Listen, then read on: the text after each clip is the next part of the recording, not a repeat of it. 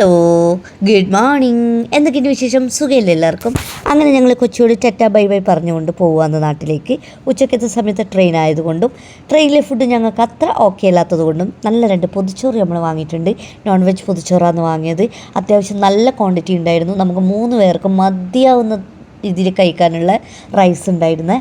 പിന്നെ ടേസ്റ്റ് ആണെങ്കിലും പൊതിച്ചോറിൻ്റെ ടേസ്റ്റ് പിന്നെ പ്രത്യേകിച്ച് പറയണ്ടല്ലോ. പക്ഷേ അതിലൊരുപാട് ഐറ്റംസൊക്കെ ഉണ്ടേനെ. ചിക്കൻ പൊരിച്ചതുണ്ടേനു, മീൻ പൊരിച്ചതുണ്ടേനു, പിന്നെ ഓംപ്ലേറ്റ്, ചമ്മന്തി, കൊണ്ടാട്ടം മുളക്, അച്ചാറ്, പച്ചടി, പിന്നെ എന്തോ ഒരു വറവ്, അതുപോലെ തന്നെ 2 കറികളുണ്ടേനു. ഒന്ന് മീൻ കറിയേനു, ഒന്ന് എന്തോ ഒരു പച്ചക്കറി കറിയേനു. പക്ഷെ നല്ല ടേസ്റ്റ് ആയിട്ടുള്ള ഫുഡായിരുന്നു. നന്നായിട്ട് ആസ്വദിച്ച് നമ്മൾ കഴിച്ചിട്ടുണ്ടായിരുന്നു. അങ്ങനെ ഫുഡൊക്കെ കഴിഞ്ഞ് പിന്നെ നമ്മൾ കുറച്ചധികം നേരം ഉറങ്ങി. അങ്ങനെ ഉറങ്ങി എഴുന്നേൽക്കുമ്പോൾ നമ്മൾ കോഴിക്കോട് എത്തിയിട്ടുണ്ട്. ഇനി നമുക്ക് വടകര അത്ര ദൂരമല്ലേ ഉള്ളൂ.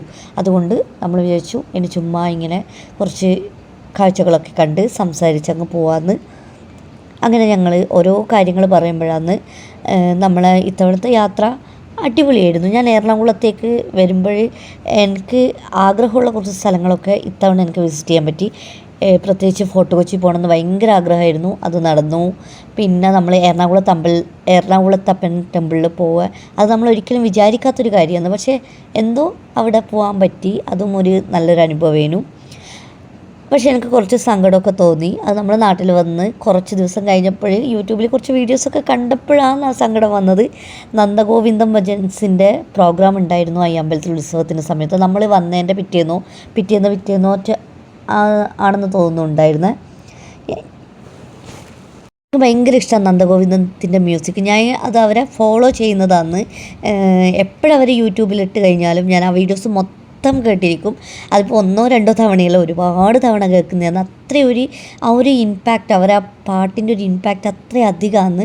എന്തെങ്കിലും ഒരിക്കലും നേരിട്ട് കാണണം, അവരുടെ ഒരു പ്രോഗ്രാം ആസ്വദിക്കണം എന്നൊക്കെ ഭയങ്കരമായിട്ട് ആഗ്രഹമുണ്ടായിരുന്നു. ജസ്റ്റ് അത് മിസ്സായപ്പോൾ എനിക്ക് ഭയങ്കര സങ്കടമായി. പക്ഷേ കുഴപ്പമില്ല, എന്തെങ്കിലും ഒരിക്കൽ നമ്മുടെ നാട്ടിലേക്കും അവർ വരും, അവരുടെ പരിപാടികൾ ഉണ്ടാവും എന്നുള്ള ഒരു വിശ്വാസമുണ്ട്. വരുമായിരിക്കും എന്ന് വിചാരിക്കുന്നു. അങ്ങനെ ഇത്തവണത്തെ യാത്ര നല്ല യാത്രയായിരുന്നു. കൊച്ചിയിലെ യാത്ര ഞങ്ങൾ കഴിഞ്ഞ 2 തവണ പോയപ്പോഴുള്ള യാത്ര പോലെയല്ല. കുറച്ചുകൂടി കൊച്ചിയിൽ കാഴ്ചകൾ കാണാൻ പറ്റി. അതേപോലെ തന്നെ നമ്മൾ വിചാരിക്കുന്നതിലും അപ്പുറമാണ് കൊച്ചിയിലെ കാഴ്ചകൾ. ഓരോ നാട്ടിലും അങ്ങനെ തന്നെയാണ്. ഇപ്പോൾ വയനാട് ഞാൻ എപ്പോഴും പറയും, എത്ര പോയാലും നമുക്ക് മതിയാവില്ല വയനാട്.